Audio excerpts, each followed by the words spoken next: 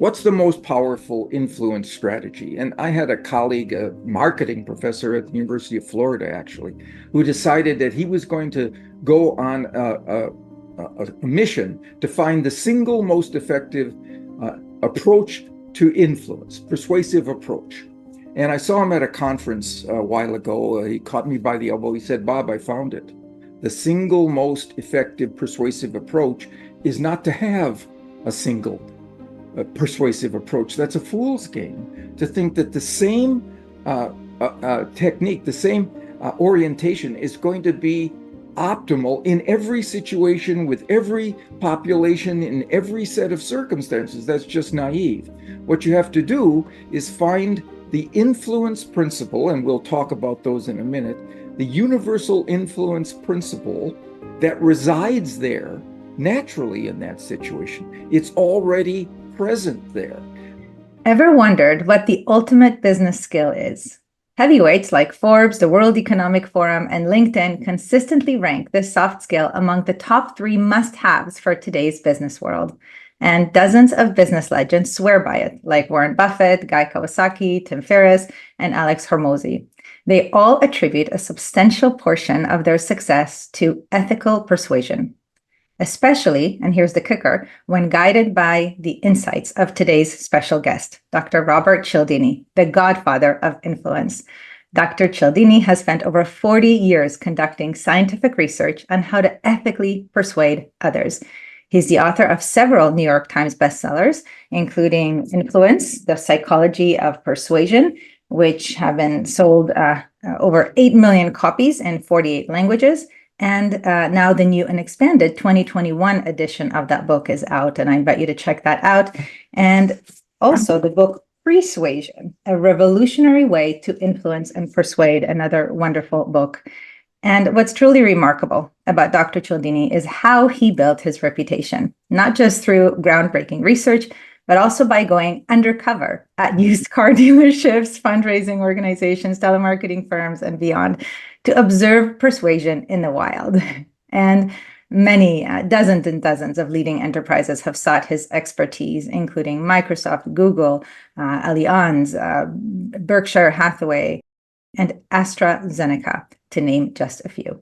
Dr. Cialdini combined all this knowledge in his 7 principles of persuasion, offering you a systematic approach in getting a yes more often. And to make this approach accessible to everyone, he founded the Cialdini Institute, the world's most trusted educational institute in ethical persuasion. So if there's anyone that can teach you how to ethically persuade others to reach your business goals, it is Dr. Cialdini, and that is exactly why he's here on our show today. And Dr. Cialdini, it is a tremendous honor. Welcome. Well, I'm very glad to be here and with you and your guests. Thank you. Thank you so much. And before we get into the 7 principles of influence and how they can be applied in order to ethically persuade others toward change, I want to just pause and congratulate you because this incredible body of work, your seminal book, Influence, was published, as we said, 40 years ago, and it still remains a bestseller today. And I read that other than Dale Carnegie's How to Win Friends and Influence People, that no business book out there has endured as well as Influence. And there is a reason for that. I personally have followed your work for many, many years. I mentioned to you before we started recording that I did one of my term papers in a graduate course on your work, and just deeply grateful and excited. I also got to celebrate with you at 40 Years of Influence, a wonderful event, and got to see your interview with Joe Polish, which is excellent, and it's available on YouTube for those that want to check it out. And again, welcome. Well, thank you. I'm looking forward to our conversation. So I'd like to start with more of a kind of a personal question, if it's all right. What has been, would you say, the most rewarding experience or achievement in this 40 plus year journey? Well, a while ago, even though I have been an influence and persuasion researcher all my life, at about mid-career, I decided, well, what's the one thing I think would be most important to persuade people toward? And for me, it had to do with the promotion and protection of the environment.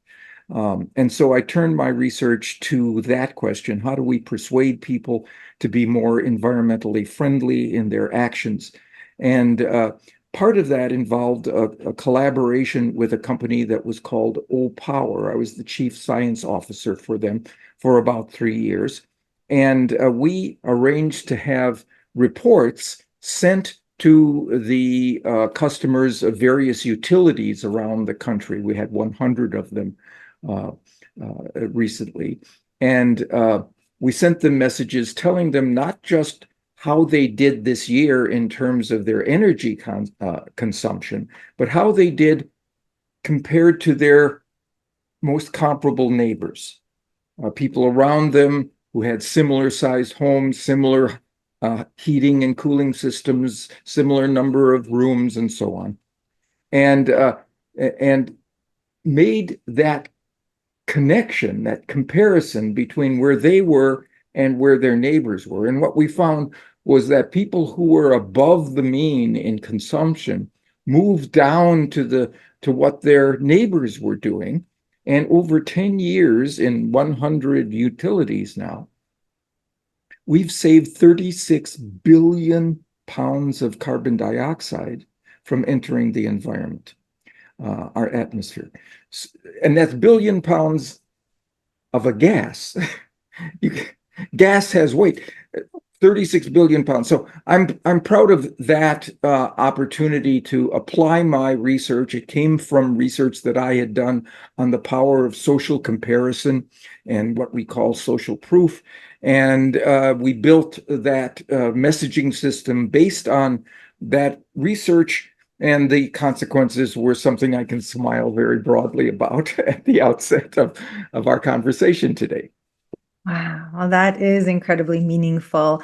And I really acknowledge you and the team for doing that. It makes a big difference. And a lot of the people listening here today are corporate leaders, and they get to make decisions. And of course, one of the things that this podcast is about inviting people to consider how their decisions are impacting our planet. So, of course, beyond their immediate team or company, to the community, and of course, globally. And that's what this work is about. So again, I really acknowledge the effort there. What is your bigger vision for this body of work?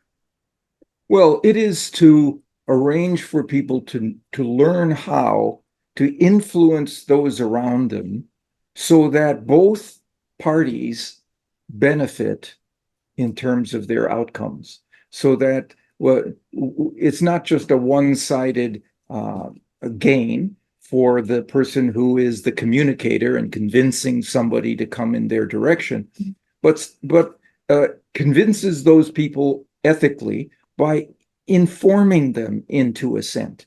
That is, giving them information that honestly convinces them that there's value in moving in the direction that's being proposed. And when they find that true value, then want to continue to have a relationship with that communicator, as opposed to the communicator deceives or coerces or intimidates people into change. Those produce very short-term gains. People resist that and ultimately don't want to continue to deal with the communicator who drives change in that way. So my goal is to, and this has to do with that Cialdini Institute change that you mentioned in our orientation, to scale up the ability to get people in a wide range of situations and industries and populations to understand the value of ethical influence.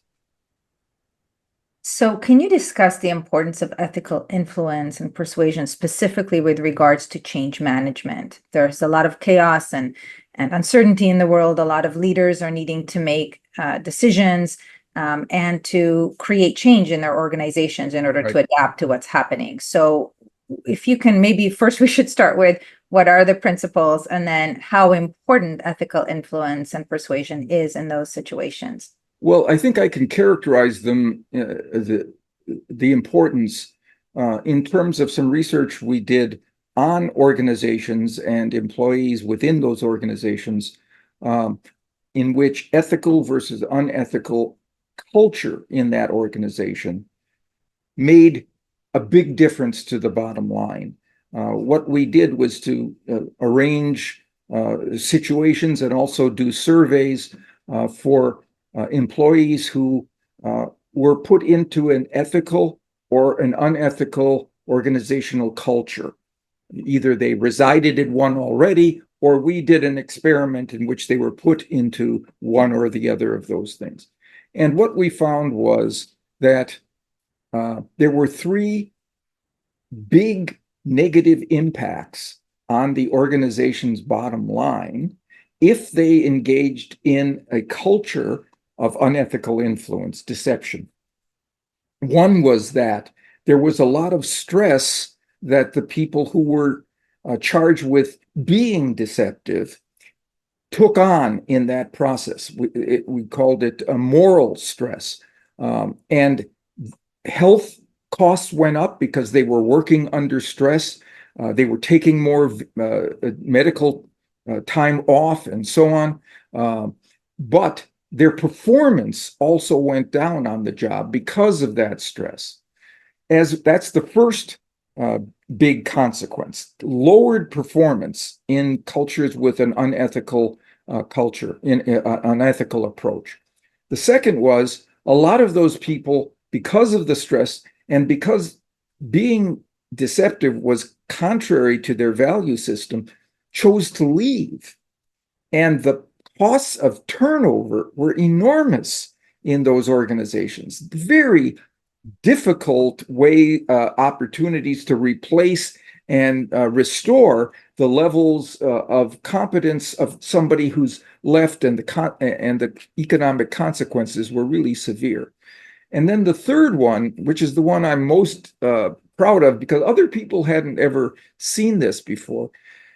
After some people leave, they don't leave randomly. It's those people who were objecting to the dishonesty, the people who were uncomfortable with the deception that they had to engage in, right? Those people left, and the people who stayed were people who were comfortable with cheating, and they cheated the organization. Count on it. You've selected for cheaters, and they were the ones who stole computers. They were the ones who altered their time cards. They were the one who fixed their travel accounts and so on, so that they were benefiting at the expense of the organization. And those three consequences are truly devastating to the bottom line. So that's an important reason for any organization to want to ensure, and it should happen from the top. The leaders need to do this to ensure that there is an ethical model within that organization of how one comports oneself, how one behaves with regard to customers, clients, vendors, business partners, and also colleagues within the organization. That changes the bottom line if you do that correctly in an ethical way. Thank you for sharing that research. It's, everybody knows on some level that when you do right by other people, that good things come. And yet, of course, in a competitive situation, oftentimes being driven by fear, right? That if they may not make certain decisions, that their, staff may not have jobs, that, themselves and others' well-being might be at stake. So when you're faced with a decision that is borderline ethical, what do you need those leaders to know? I think I'm going to take a measure from your playbook and say there has to be a mindset involved where what you say to yourself is this something I would like to happen to me or my family members if I were on the other side of this decision, right? And make your choices based on what's best for the other interactant, right? So that that person gains and you will gain in the future from that person's goodwill and positive regard. What's a common misconception that people have about influence or persuasion? Well, one of the, I think, the misconceptions is that you should have a favorite approach, one that is the one that you go to. It's your way to get change. You've learned and you've honed that, and it works for you. What's the most powerful influence strategy? And I had a colleague, a marketing professor at the University of Florida, actually, who decided that he was going to go on a mission to find the single most effective approach to influence, persuasive approach. And I saw him at a conference a while ago. He caught me by the elbow. He said, "Bob, I found it. The single most effective persuasive approach is not to have a single persuasive approach. That's a fool's game to think that the same technique, the same orientation is going to be optimal in every situation with every population in every set of circumstances. That's just naive. What you have to do is find the influence principle, and we'll talk about those in a minute, the universal influence principle that resides there naturally in that situation. It's already present there. Then all you have to do to make it an effective and ethical approach is to bring that factor to consciousness. Allow people to recognize that it's there and it's steering them in the right direction, provided that you have used the persuasive process to show them the value of that factor that you have in your offer. So that concept of, being flexible, not being, overly focused on one thing to the neglect of other things, is a really important one, of course, in change management, and especially, as you said, when it comes to influence. I remember, this law of requisite variety, which states that the person or system that has the most flexibility, that is most able to adapt, is the one that's going to essentially control the system. And yeah, so No, I agree wholeheartedly with that. Yeah. yeah. I had my grandfather used to say he would say, when things are going well, right, one of those situations, he would say, if you want things to stay the same here, we're going to have to make some changes here. Exactly. If you want things to continue to go well, if you just sit there, you're losing to your competitors. You are losing market share. You are losing competitive advantage. Yeah. So tell us now, what are the 7 principles for those individuals that are not yet familiar, and maybe specifically through the lens of influencing team members, employees, ethically toward change? Okay. The first one is reciprocation, a rule that exists in all human cultures, that we feel obligated to give back to those who have first given to us. Right? And it's in every human culture. We have very nasty names for people who don't abide by that rule, who take without giving in return. We call them moochers or takers, or ingrates, or teenagers, actually. And nobody wants to be labeled like that. So people will give back to us if we've taken the first step, given them benefits, advantages, services of one sort or another. I saw an article in which there was an organization that was going to have a new technology update, and it was going to require that all the members of the organization learn that new technology in a month when it went into effect. And there was one manager who, for his team, he went through that technology and did a trial and error approach, and he wrote out a tip sheet for all his employees that once this new technology was installed, they would be ready. They wouldn't have to learn it and make all the mistakes themselves. He handed that out a month ahead of the introduction. And during that month, their productivity went up 19% without the installation of the new technology. It was just that he had done something that they appreciated, they were grateful for, and they gave back to him levels of production and performance that were commensurate with what they had received. So reciprocity is one. We have to give first. Yeah, that's an incredible example and an invitation to everybody listening to consider what they could do creatively to support their team in advance of a change, to help show goodwill, to show care, genuine care.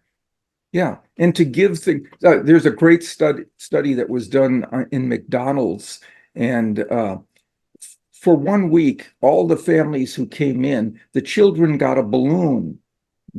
Half of them got the balloon as they left as a nice thank you for doing business with McDonald's, right? Which we typically do after we thank them for signing the contract, for making the purchase and so on. Or the other half got a balloon as they came in. And those parents bought 25% more food because they had been given something first. Don't wait. Yeah, wonderful. Thank you. Next principle is the principle of liking. Nobody would be surprised, right? That we prefer to say yes to the people we like. Well, but what do we do to enhance that sense of rapport before we ask people to move in our direction? And there are two things very easily implemented. One is genuine compliments. If we give people genuine praise for something they deserve, right, they become much more willing to do something for us because they like us more, because they've seen that we like them. Again, it goes back to this idea of, genuine care. If I give an authentic, genuine, no BS kind of acknowledgement, praise, I think it's felt. It resonates on a deeper level. People can sense the truth of that, and there's a connection. I used to sit in research meetings with my graduate students and colleagues to develop a research project. And I can remember saying to myself, gee, that was a smart thing that Janet just said.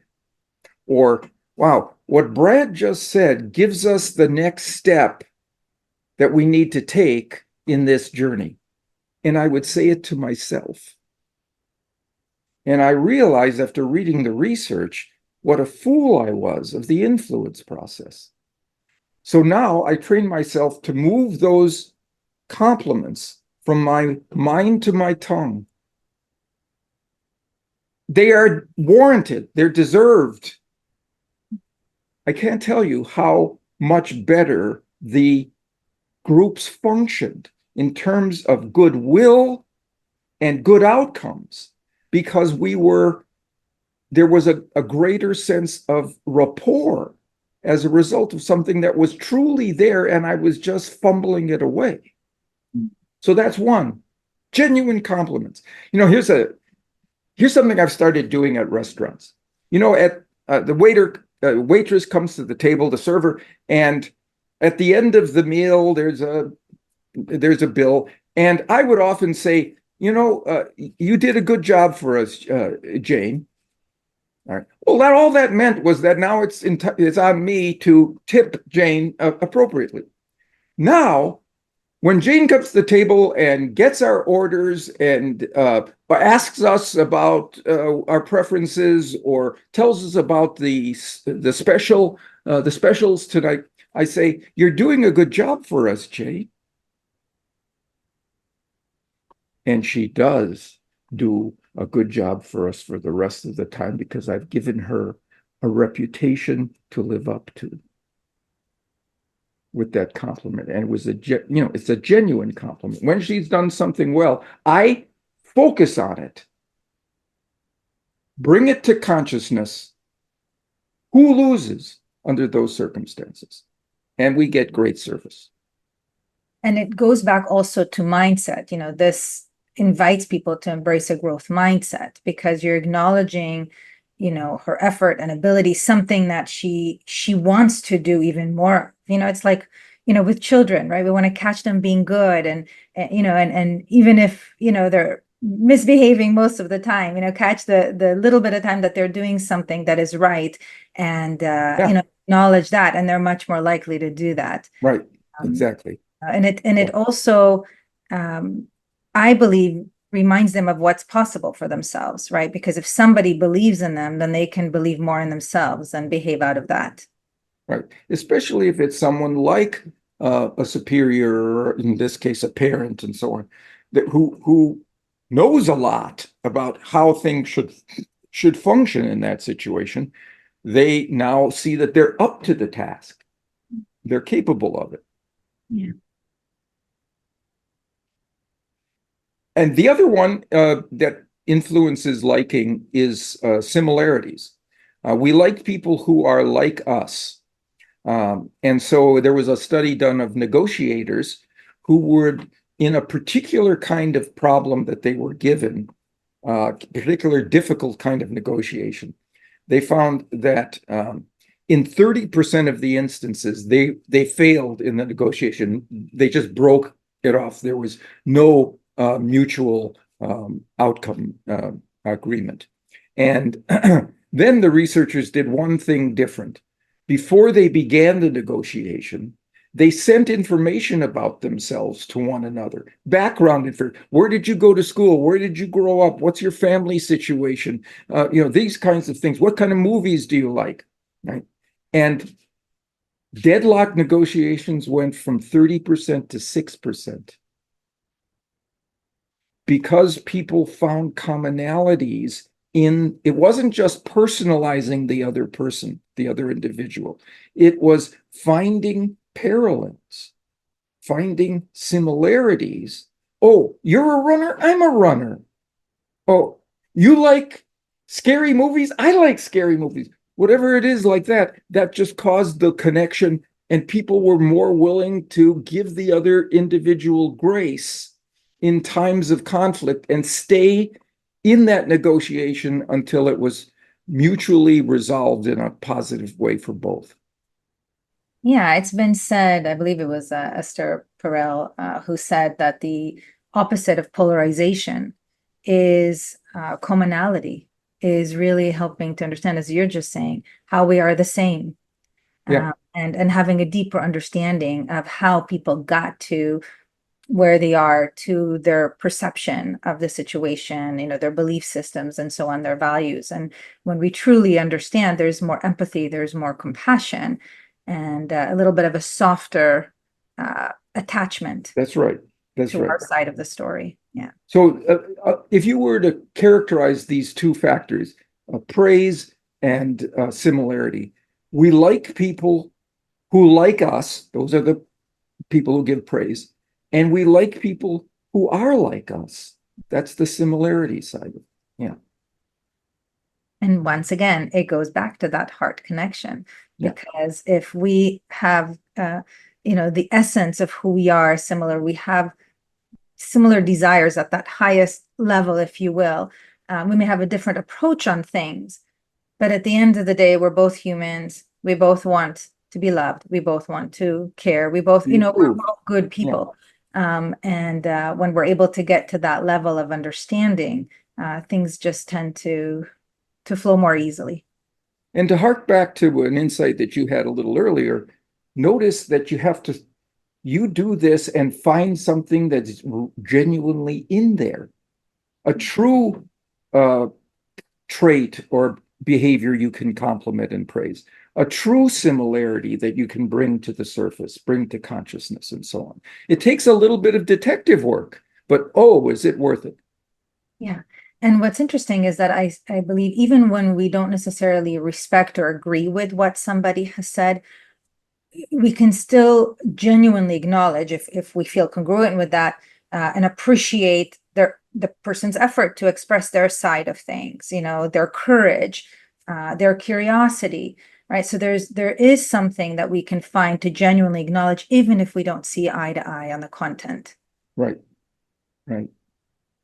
Just find it, bring it to the surface. It's real, it's in there. Yeah. Yeah. Next principle is the principle of authority. When people are uncertain of what they should do in a situation, they don't look inside themselves for answers. All they see is that confusion. They look outside, and one place they look is to legitimate experts, authorities on the topic, people who have a background, experience, credentials that allow them to be to counsel us well. So one of the things we can do, first of all, is be sure that we recruit, we find, and we bring to consciousness the opinions of genuine authorities, legitimate experts on the topic who are saying or doing things that align with what we are proposing, right? So that we get the power of that authority, we harness it, even if we might not have that expertise as much as Warren Buffett does or somebody like that. If they're saying this, right, and we can make that the case, people follow. So whenever you have, what we always say is that when you are presenting let's say, a website, a PowerPoint program, a new idea, an initiative you have, and you have experts who would support it, who have said things that are consistent with it, make those testimonials the first thing people see, so that every word of your message is imbued with that authority construct, right? Every sentence. Don't wait or put it in a side link that you have to go to on your website in order to see what the authorities are saying about you. No, it should go first thing. And again, through the lens of change and change management, then, of course, if there are other organizations, who have done what you're looking to do successfully, consistently, of course, that's a great thing to share, because I imagine it helps people to believe in you and the initiative and what's possible. What if you don't have that evidence? Then don't use authority. That's the thing. You don't want to conflate or exaggerate or manufacture authority that, if anybody looked closely, would see is just, it's flimsy. There's no real authority there. Then you lose credibility. Yeah. So what I'm always saying is that if there are 7 of these principles, if you don't have one of them, look for another that might be in there. A good example. Oh, please go ahead. Oh, I was actually going to ask if you can share an example of how we would use authority in the lens of change, organizational change. Okay. So again, we did a study with the Bose Corporation. They had an advertising campaign that they weren't very happy with it. Right? What we did was to include in the second generation of the ads a list of experts in audiology and technology who had experienced the new Bose product. It was called the Bose Wave Music System, right? And spoke to it. And we put those testimonials at the top of the ad. And we didn't We weren't satisfied with one testimonial. Advertising agencies will tell you, just give them your best testimonial. The others will dilute it. That's not what we found. If we had multiple testimonials, right, those subsequent testimonials reinforced, validated the best one. The best one was still in there, right? So two lessons here, right? Go ahead and use authority that you can find. Again, you have to find it, find those testimonials, recruit people and ask them what they think about your project or program, which is who are experts, and then put them first, early in your presentation. It doesn't have to be an ad. It can be anything, any kind of presentation. Make those first and have multiple testimonials, not a single. Both of those increase acceptance. And we found that we got a big increase in sales when we did that for Bose. Wow. And that's a great example. Thank you. And I'm thinking also like through the lens of change, if we have some people in the organizations that may be objecting or maybe resistant, I imagine that if we focus on those individuals to help them to see what's possible and valuable in the change for them, their well-being, their family, and so on, that they will then, offer that authority, if you will. I mean, in the sense of like, Yes. we can share quotes that they share about the change and hopefully help others to see what's possible for them too. Well, I really like that example because it leads us into our next principle, which is social proof. The one that says when we're uncertain and we don't know the best way to go, we look outside ourselves. One place is to authorities. The other is to peers, to people who are just like us. So suppose you have a new initiative, you want it to be uniformly adopted by your team or your organization, and there are some people who are hanging back. Some old timers who've been through a lot of changes and they're just going to wait this one out because they all turn over. That's their mindset. And instead of as the supervisor or the manager or the leader, you try to go in and change those people and push them to move. In a team meeting, ask a couple of other old timers who have adopted the initiative. Jim, what was it about this that seemed like it was a good idea for you? Anna, how about you? What? And now they're getting information from their peers, not from you, from the side instead of down, right? And they're much less likely to resist or resent that kind of information because it doesn't seem like it's pressure on them to resist. So social proof means arranging so that the majority of people who are moving in a particular direction are seen by those who are not. And it doesn't just work inside teams, it also works for sales and marketing.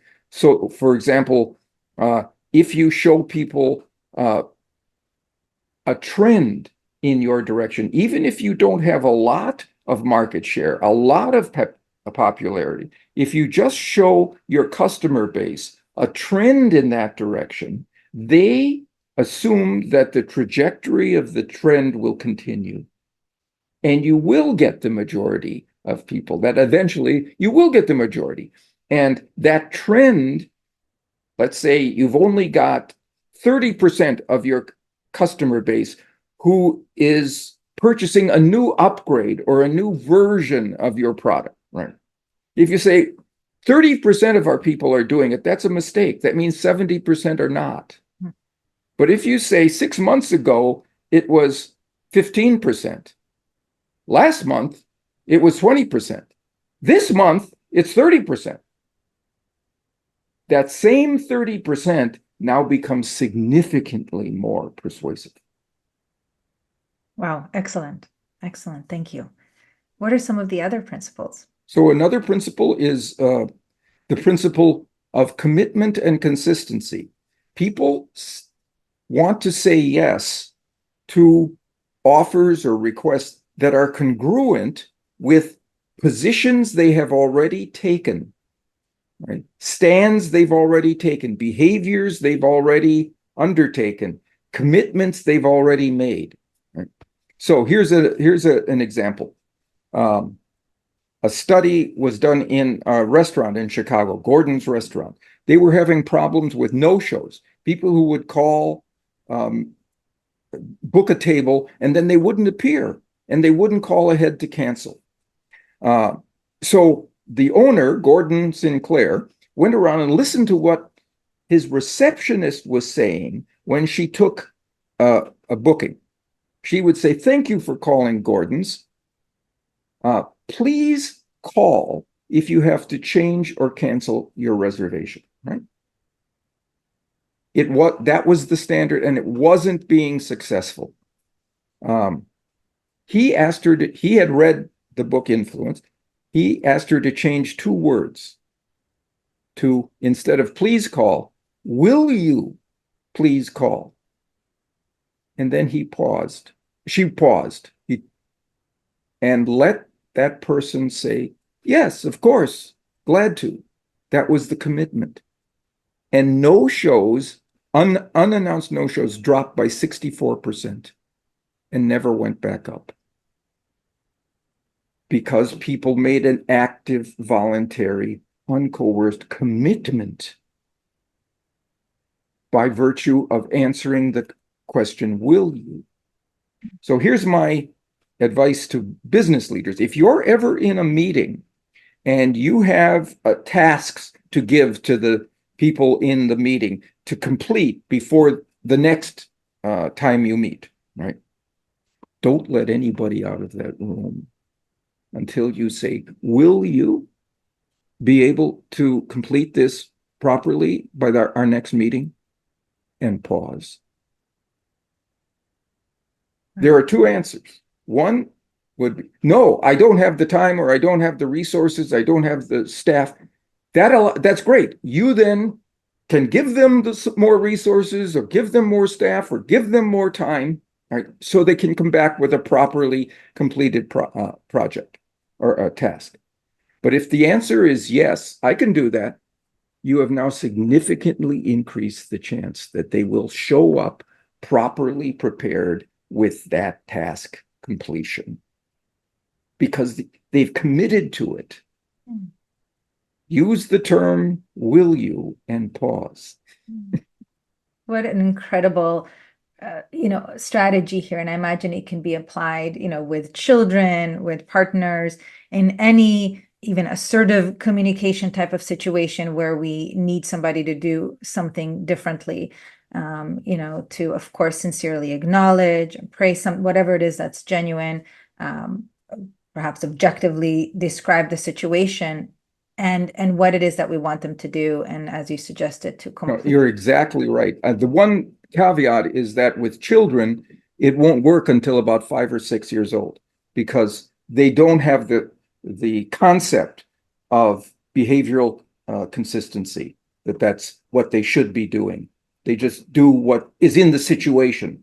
They're situationally responsive, rather than looking back into what they said in the past and then being congruent with it into the present.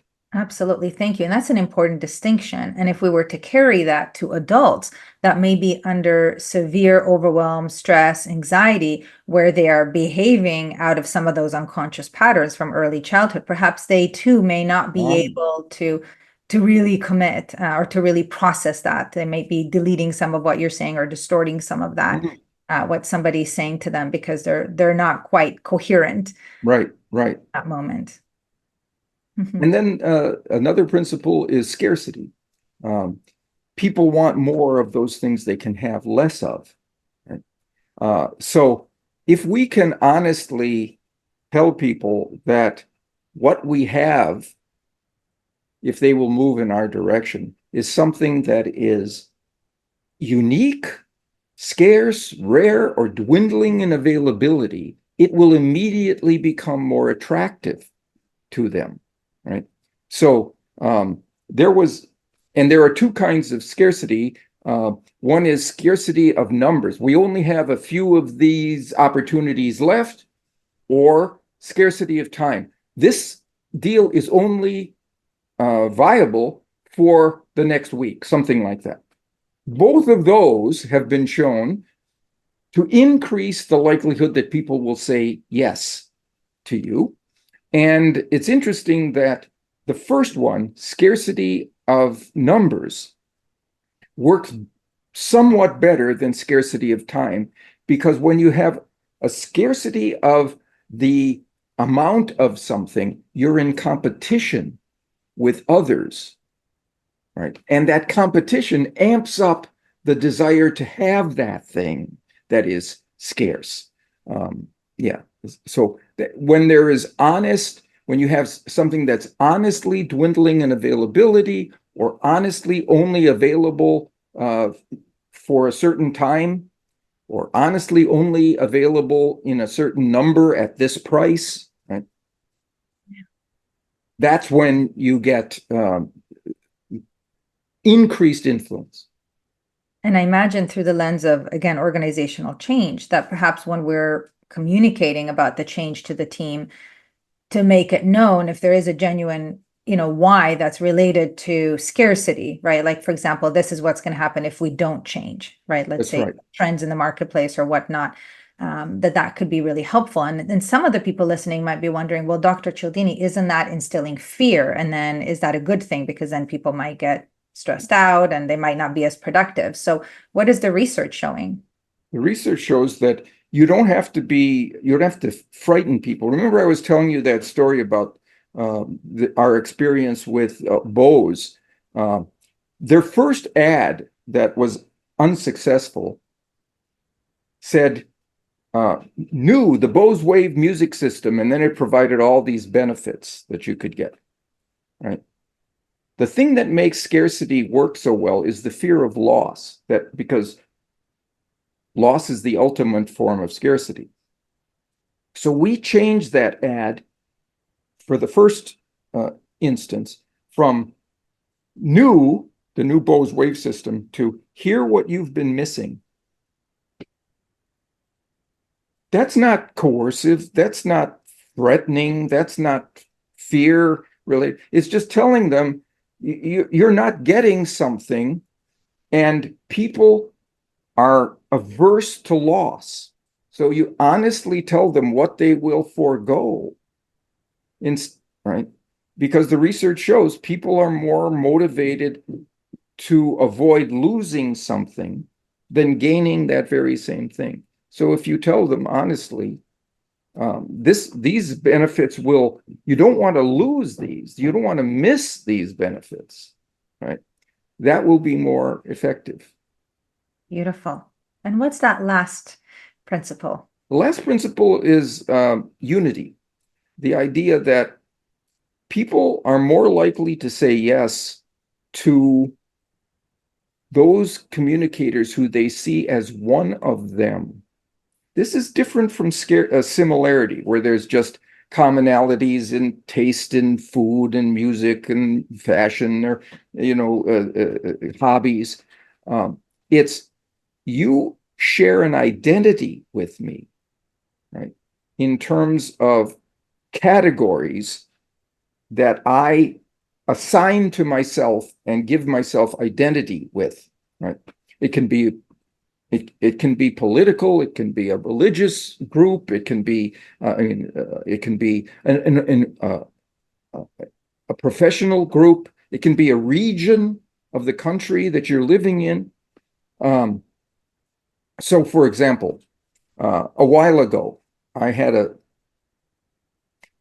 was doing a grant proposal to a government agency for a big research project, and it had to be due the next day. It had to be in the mail the next day. And I was going over it for the last time, and I saw one section that just wasn't compelling.